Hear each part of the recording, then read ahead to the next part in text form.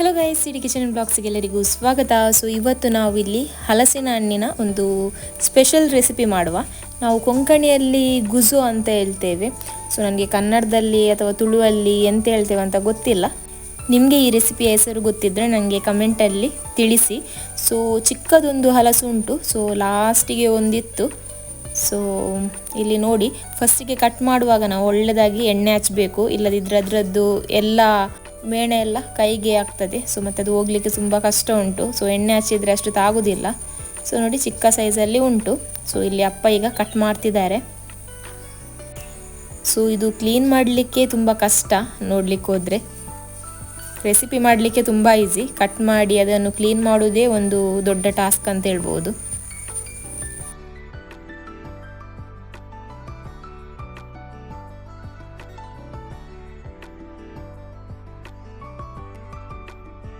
So ಇದರದ್ದು ಮೇಣೆ ಅಂತ ಹೇಳ್ತೇವೆ ನೋಡಿ, ಅದನ್ನೆಲ್ಲ ಒಳ್ಳೇದು ಮಾಡಿ ತೆಗಿಬೇಕು.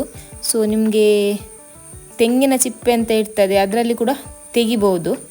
ಸೊ ಅಥವಾ ಹೀಗೆ ಪೇಪರ್ ಇದ್ದರೆ ಪೇಪರಲ್ಲಿ ಕೂಡ ತೆಗಿಬಹುದು.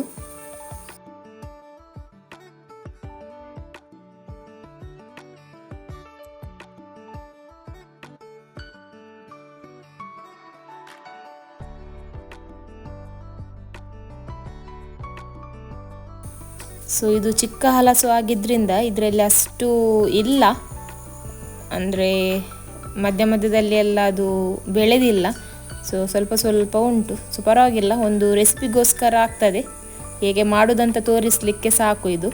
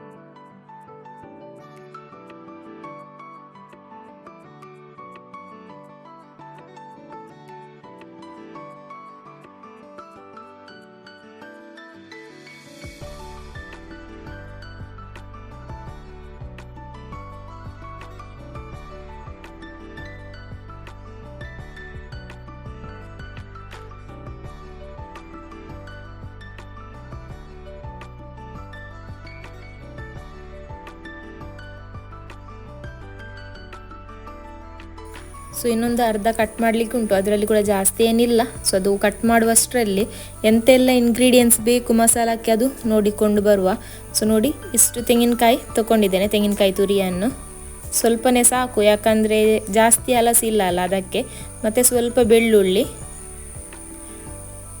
ಮತ್ತು ಸ್ವಲ್ಪ ಈರುಳ್ಳಿ. ಸೊ ಕೆಲವರು ಹಲಸಿನ ಹಣ್ಣಿನದ್ದು ಗೂಂಜಿ ಅಂತ ಹೇಳ್ತೇವೆ ನೋಡಿ, ಅದನ್ನು ಕೂಡ ಹಾಕ್ತಾರೆ ಕಟ್ ಮಾಡಿ.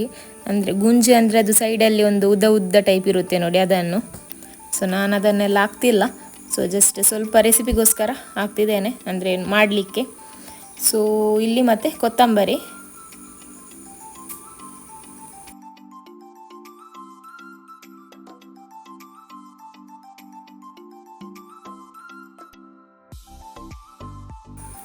ಮತ್ತು ಸ್ವಲ್ಪ ಜೀರಿಗೆ,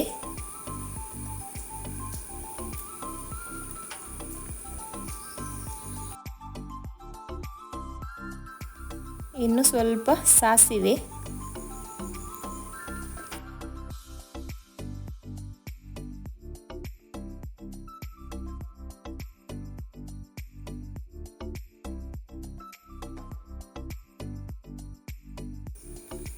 ಸ್ವಲ್ಪ ಅರಶಿನ ಹುಡಿಯನ್ನು ಕೂಡ ಸೇರಿಸುವ.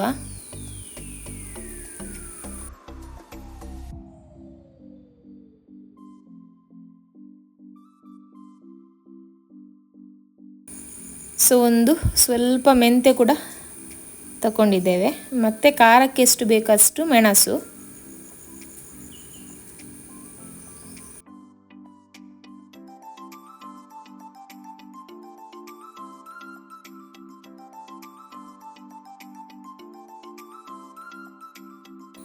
ಸೊ ನೋಡಿ ಇಷ್ಟು ಐಟಮನ್ನು ಮಸಾಲಕ್ಕೆ ತಗೊಂಡಿದ್ದೇನೆ. ಕೆಲವರು ಇದನ್ನು ಫ್ರೈ ಮಾಡಿ ಹಾಕ್ತಾರೆ, ನಾನು ಫ್ರೈ ಮಾಡ್ತಿಲ್ಲ, ಹೀಗೇ ಪೇಸ್ಟ್ ಮಾಡ್ತೇನೆ.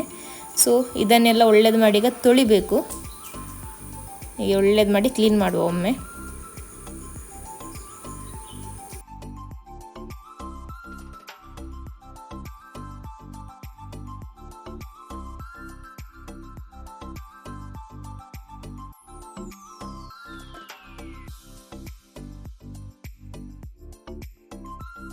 ಇಲ್ಲಿ ನಾನು ನೀರನ್ನು ಇಟ್ಟಿದ್ದೇನೆ.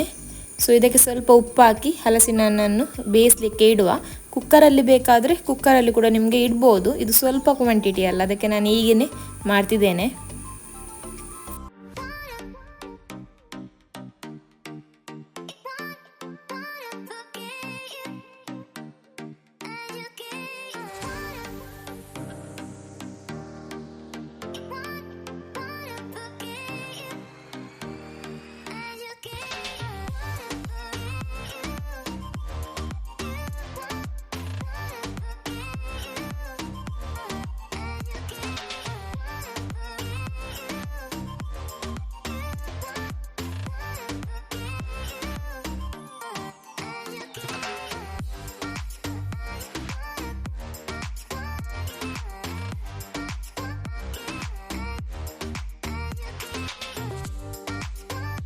ಇನ್ನು ಇದಕ್ಕೆ ನಾವು ಮಸಾಲವನ್ನು ಹಾಕುವ. ಒಳ್ಳೆಯದಾಗಿ ಬೆಂದಿದೆ.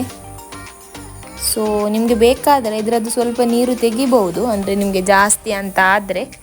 ಸೊ ಸ್ವಲ್ಪ ಗ್ರೇವಿ ಮಾಡಿದರೆ ಅದು ಮತ್ತೆ ನಿಮಗೆ ದಪ್ಪ ಆಗುತ್ತೆ. ಅದಕ್ಕೆ ನಾನಿಲ್ಲಿ ಸ್ವಲ್ಪ ತೆಳುವೆ ಇಟ್ಟಿದ್ದೇನೆ, ಇಲ್ಲದಿದ್ದರೆ ಮತ್ತೆ ತುಂಬ ದಪ್ಪ ಆಗುತ್ತೆ. ನಿಮಗೆ ದಪ್ಪ ಬೇಕಿದ್ದರೆ ಸ್ವಲ್ಪ ಮಸಾಲವನ್ನು ಹಾಕಿ ನೀರನ್ನು ಕೂಡ ಸ್ವಲ್ಪ ಹಾಕಿದರೆ ಆಯಿತು ಕುದಿಯುವಾಗ. ಸೊ ಸ್ವಲ್ಪ ಗ್ರೇವಿ ರೀತಿ ಬೇಕಿದ್ರೆ ಸ್ವಲ್ಪ ಜಾಸ್ತಿ ಹಾಕಿದರೆ ಆಯಿತು, ಅಂದರೆ ಅದು ಮತ್ತೆ ದಪ್ಪ ಆಗುತ್ತೆ ನಿಮಗೆ ತಣ್ಣಗಾದ ಮೇಲೆ. ಉಪ್ಪು ಬೇಕಾದರೆ ಸ್ವಲ್ಪ ಉಪ್ಪನ್ನು ಕೂಡ ಸೇರಿಸಿ.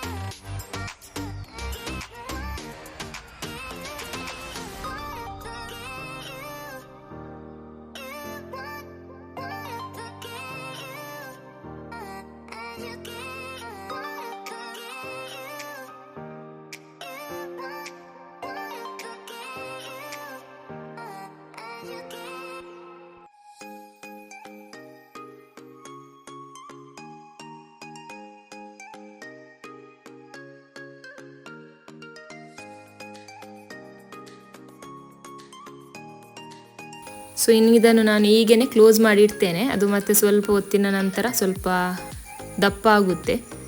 ಸೊ ನೋಡಿ, ಫುಲ್ಲು ತಿಕ್ಕಾಗಿದೆ. ನಿಮಗೆ ಹಲಸು ಜಾಸ್ತಿ ಇದ್ದರೆ ಇನ್ನೂ ಒಳ್ಳೆಯದಾಗುತ್ತೆ. ಇಲ್ಲಿ ಸ್ವಲ್ಪ ಇತ್ತಲ್ಲ ನೋಡಿ, ಹೀಗೆ ಬಂದಿದೆ, ಒಳ್ಳೆಯದಾಗಿದೆ ಮಾತ್ರ. ರೆಸಿಪಿ ಇಷ್ಟ ಆದರೆ ನನ್ನ channel please like, share and subscribe ಮಾಡಿ. ಇನ್ನು ನೆಕ್ಸ್ಟ್ ವಿಡಿಯೋದಲ್ಲಿ ಸಿಗುವ. ಅಂಟಿಲ್ ದೆನ್ ಟೇಕ್ ಕೇರ್, ಬಾಯ್.